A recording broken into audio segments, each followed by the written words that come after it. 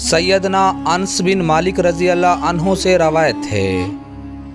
کہ نبی کریم صلی اللہ علیہ وآلہ وسلم نے فرمایا،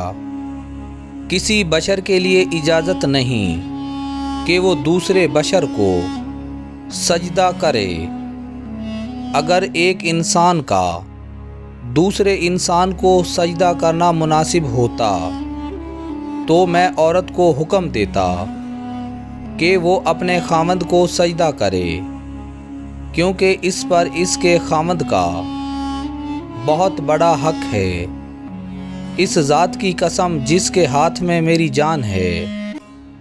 اگر خامند کے پاؤں سے لے کر سر کی مانگ تک پھوڑے نکل آئیں اور اس سے لہو اور پیپ بہنا شروع ہو جائے اور اس کی بیوی آ کر اس کو چاٹنا شروع کر دے، تو پھر بھی وہ اپنے شوہر کا حق ادا نہیں کر سکے گی۔